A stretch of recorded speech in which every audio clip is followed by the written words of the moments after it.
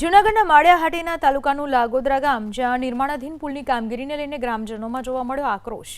ગ્રામજનોનો આરોપ છે કે 8 વર્ષથી પુલનું કામ અધૂરું છે, જેના કારણે 4 થી 5 ગામના લોકોને હાલાકીનો સામનો કરવો પડે છે। સ્થાનિકોનો આરોપ છે કે પુલના નિર્માણમાં મોટા પાયે ભ્રષ્ટાચાર કરવામાં આવ્યો છે। અધિકારીઓ અને કોન્ટ્રાક્ટરની મિલીભગતનો ગ્રામજનોએ આરોપ લગાવ્યો। આ અંગે સંબંધિત વિભાગને અનેક રજૂઆતો કરવા છતાં કોઈ કામગીરી ન કરાઈ હોવાથી લોકોમાં રોષ છે।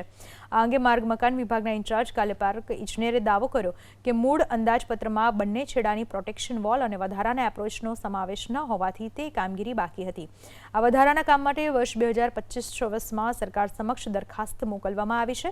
મંજૂરી મળ્યા બાદ એપ્રોચ રોડ અને પ્રોટેક્શન વોલનું કામ પૂર્ણ કરી પુલ વાહન વ્યવહાર માટે શરૂ કરવામાં આવશે।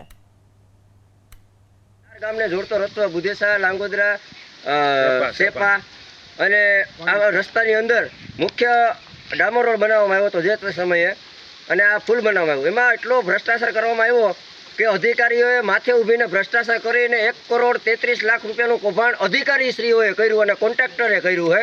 આનું બિલ પાસ કરી દેવામાં આવ્યું છે। હજી આ પુલના છેડા બાંધવામાં નથી આવ્યા। કોઈ આમાં અધિકારી આવીને ધ્યાન નથી દેતા ને અમે રજૂઆત કરતાંય કોઈ અમારો જવાબ સાંભળતા નથી। તો આ વિશે અમારે શું કરવાનું થાય? તો કંઈક અમને આમાં કંઈક આગળ વધવાની કાર્યવાહી તમે લોકો કરો, અમારા ગામને સુવિધા પુલની થાય માટે અમે આ પ્રશ્ન કરીએ છીએ। દસ કર્યું નથી, આ ભ્રષ્ટાચાર છે, આ મિલી ભગત છે બધાની। આમાં કોઈ કામ કરીને જાય ને પાછા આવે કે એ થઈ જાય ભાઈ, કોઈ એમ નથી કહેતું કે ભાઈ થઈ જાય, કેદી થાય? માળિયાહાટી તાલુકાના કેટલા દાણા સાહેબો જોઈ ગયા, પછી બધા જોઈ ગયા। આમાં પંચાયતે કંઈ નથી કરી શકતી। પંચાયતમાં આમાં કોઈ દી એમ નથી આવ્યો, પંચાયતમાં આવે તો વાંધા કરે, બધા પૈસા ખાઈ જાય, બરાબર? આમાં મિલી ભગત છે બધાની।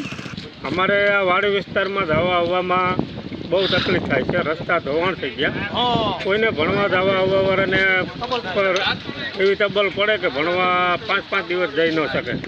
પુલના બંને છેડામાં નદીનો કાંઠો આવતો એટલે સાઈડની પ્રોટેક્શન દિવાલ મૂળ અંદાજપત્રમાં મંજૂર નહોતી થયેલ, એટલે એક્સ્ટ્રા મંજૂર કરાવવા અમે 2025 અને 26માં વધારાના કામની દરખાસ્ત મોકલે છે સરકારમાં। આ બંને છેડા થાય એટલે પુલના એપ્રોચ પૂરા થઈ અને પુલનું કામ ચાલુ થાય।